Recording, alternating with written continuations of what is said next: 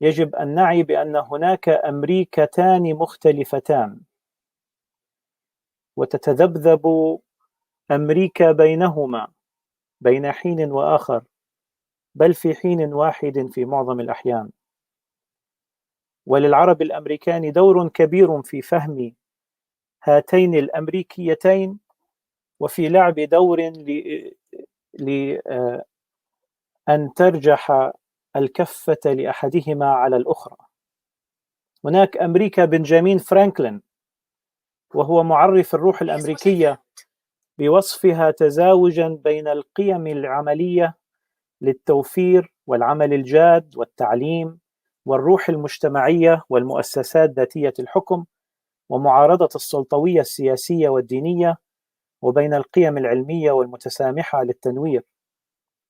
وهي نفسها أمريكا جون آدمز، أحد مؤلفي إعلان الاستقلال العظيم، وهو الذي واجه مشاعر الناس المعادية لبريطانيا مدفوعا بتمسكه بحق الاستعانة بمحام وافتراض البراءة، مدافعا عن حقوق الجنود البريطانيين الذين كانوا المرتكبين لمجزرة بوسطن ضد الأمريكان، وهو بذلك يسن ويسطر المبادئ الأمريكية.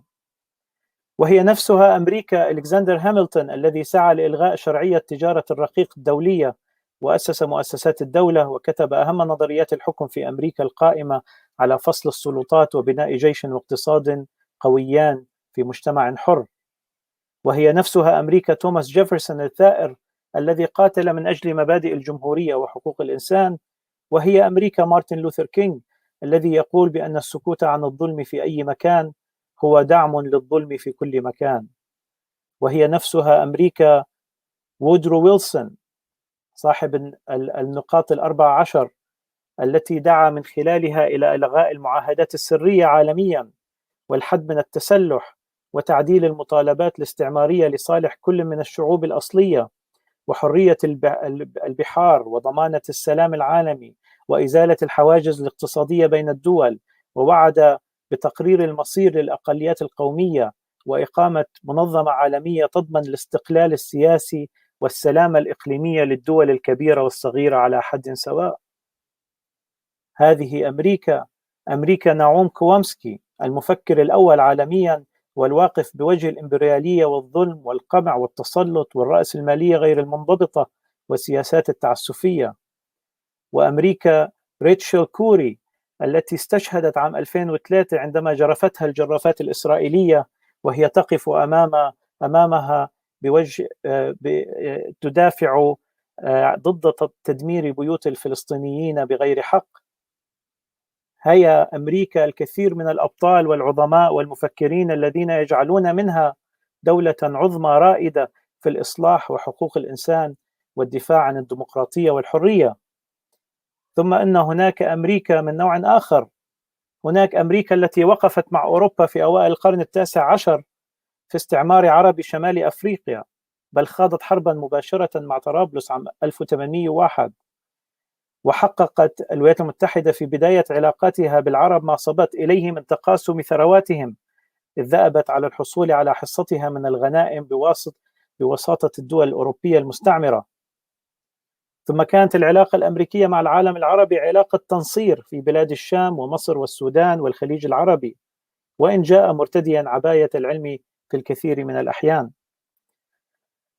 وعندما عولت الدولة العربية الحديثة التي نشأت عن الثورة العربية الكبرى بقيادة الأمير فيصل بن الحسين على وعود الرئيس ويلسون الأمريكي في إعطاء الشعوب حقها في تقرير المصير، خيبت ظنونه، حيث كان الموقف الأمريكي الخارجي يميل إلى تقديم مصالح الحلفاء على مصالح الشعوب.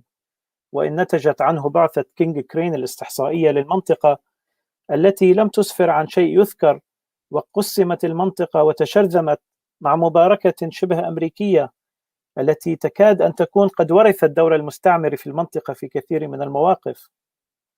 ثم أتى الدعم الأمريكي للحركة الصهيونية ولقيام دولة إسرائيل بشكل سافر، وما أسفر عنه من هزائم عربية متتالية، ما كان أكثرها ليكون من غير الدعم الأمريكي السخي بالسلاح والمال والدبلوماسية والغير المتوازن لإسرائيل، واستخدامها حق الفيتو في الأمم المتحدة لدحض أي محاولة عربية لتحصيل ولو عدالة ورقية.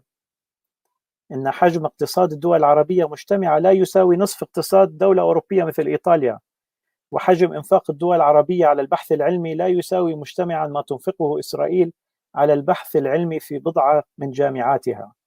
وهذا التخلف الذي تقوده حكومات فاسدة ومترهلة ومستبدة بالحكم في كثير من الأحيان تعتبرها الولايات المتحدة استقرارا سياسيا مناسبا لمصلحتها، ولذلك فهي تحافظ عليه وتمنع زعزعته. إن أولا حرص أمريكا على عدم سيطرة أي دولة ليست دمية لديها على النفط، ومنع أي هيمنة خارجية أو عربية على مصادره، وضمان تدفقه بأسعار معقولة للعالم الغربي والصناعي خاصة لها. وثانيا حرصها على الإبقاء على الوضع الكائن من عدم استقرار سياسي، ومنع أي تقدم في مجال التنمية السياسية أو التنمية الاقتصادية قد يؤثر على زعزعة الأنظمة العربية الموالية لها. وثالثا حماية إسرائيل كحليف استراتيجي في منطقة الشرق الأوسط من أي خطر عربي أو خارجي قد يهدد وجودها الاستعماري وتمددها الاحتلالي في المنطقة. هذه العوامل الثلاثة لها دور كبير في تشكيل أمريكا ذات النوع الثاني، وتشكيل المناخ الذي نتج عنه أغلب الهجرة العربية إلى أمريكا، هذه الهجرة التي هي أقرب إلى اللجوء أو النفي منها إلى الهجرة في معظم الأحيان.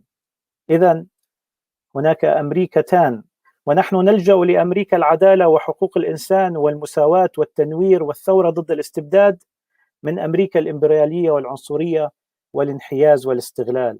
ونحن كعرب أمريكيين ندافع عن الدستور الأمريكي والمبادئ الأمريكية والروح الأمريكية التي وصفها وأسسها مجموعة من المفكرين والمستضعفين والمتنورين والثائرين الذين يطلق عليهم اسم الآباء المؤسسون لأمريكا.